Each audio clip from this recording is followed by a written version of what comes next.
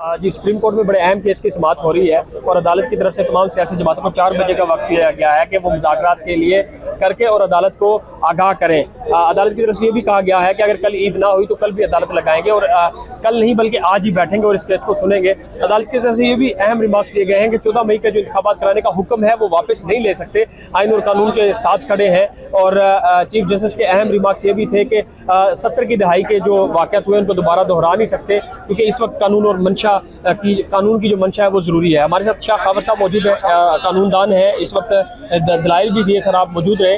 अदालत ने जो टाइम फ्रेम दिया है और मुज़ाकरात के लिए वक्त दिया है सियासी जमातों को, ये 1.5 से 2 घंटे में हो जाएगा ये सब कुछ? मेरे ख्याल में मुश्किल है, ये इतना जल्दी हो नहीं सकेगा। और लेकिन एक बात ज़रूर है कि सियासी जमातों को भी एक पैगाम दिया गया है कि आपने जो कुछ करना है कम अज़ कम वक्त में करें, और उम्मीद यही है कि वो थोड़ा सा और वक्त मांगेंगे और वक्त दे भी देना चाहिए। लेकिन एक बात मैं समझता हूँ जो सबसे ज़्यादा अहमियत की हामिल है, वो उन्होंने ये कहा है कि इस फैसले से अगर आप इख्तलाफ कर रहे हैं लेकिन आपने उसके ख़िलाफ़ जो है वो जो कानूनी रास्ता है वो अभी तक इख्तियार नहीं किया, तो वो कानूनी रास्ता कौन सा है? वो रिव्यू फाइल करने का है। और वो उन्होंने ये भी कहा कि उसके 30 दिन के अंदर अंदर करना होता है। मैं समझता हूँ कि उन्होंने ये एक लीडिंग जो है वो बात पॉलिटिकल ये PDM के उसमें हुकूमत को भी दी है और इलेक्शन कमीशन ऑफ पाकिस्तान को भी।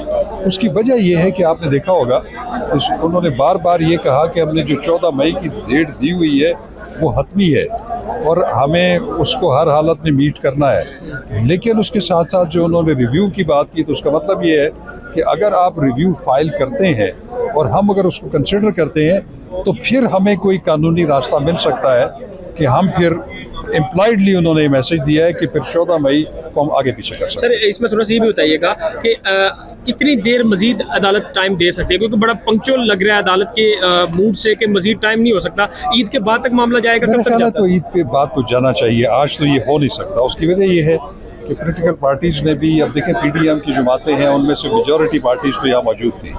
अब वो चाहते हैं कि एक कंसेंसस डेवलप करना चाहते हैं पूरे PDM के प्लेटफॉर्म से भी, जो कि मौलाना फजल रहमान है। तो मैं समझता हूँ कि ओवरऑल एक अच्छा मैसेज है। तमाम पॉलिटिकल पार्टीज़ ने अपने आपस में बैठ कर इख्तलाफात को जो है निपटाने के हद तक तो एक एग्रीमेंट शो किया है। तो आप देखते हैं कि अभी 4 बजे समाअत होती है, उसमें पॉलिटिकल पार्टीज़ क्या मौक़िफ़ इख्तियार करती हैं। लेकिन ये मामला जो है मैं नहीं समझता कि आज निपटने वाला कम अज़ कम है। थैंक यू सो मच जी। शाह खावर साहब हमारे साथ मौजूद है, सीनियर कानूनदान है। इस वक्त मैं हाता अदालत में मौजूद हूँ। काफ़ी ज़्यादा गहमा गहमी है सुप्रीम कोर्ट में। तमाम सियासी जमातों के रहनुमा अदालत के सामने पेश हुए थे। शाहमूद कुरैशी ने भी अदालत के सामने अपना मौक़िफ़ रखा।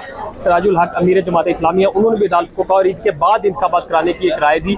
इसके अलावा दीगर PDM की तरफ से कमरुज़्ज़मान कायरा, वज़ीर कानून आज़म नज़ीर तारड़, अता तारड़ और इसके अलावा दीगर जो रहनुमा थे वो यहाँ पहुँचे थे। अयाज सादिक और ख्वाजा शाद रफ़ीक, उन्होंने भी अदालत के सामने अपना मौक़िफ़ रखा। तो अब सियासी जमातों को वक्त दिया गया है कि वो आपस में डायलॉग के जरिए बात करें और अदालत को आगाह करें 4 बजे तक। और जो कानूनदान है उनसे भी बात कर रहे हैं, उनके मुताबिक यही लग रहा है कि जो अदालत काफ़ी ज़्यादा संजीदा दिखाई दे रही है कि ईद की अगर कल ईद भी नहीं होती तो कल भी अदालत लगाई जा सकती है, और अगर कल ईद हो जाती है तो फिर सोमवार को भी चीफ जस्टिस की तरफ से रिमार्क्स में कहा गया था कि हम अदालत लगा सकते हैं। तो देखना ये होगा कि अदालत जहाँ कम वक्त में इस केस का फैसला करना चाह रही है, वहाँ सियासी जमातें क्या मुज़ाकरात के जरिए इस मामले को हल कर लेंगे या नहीं। 4 बजे तक का वक्त है, तो दोबारा समाअत का आगाज़ होगा, फिर अदालत की क्या डायरेक्शन होगी वो तभी पता चलेगा।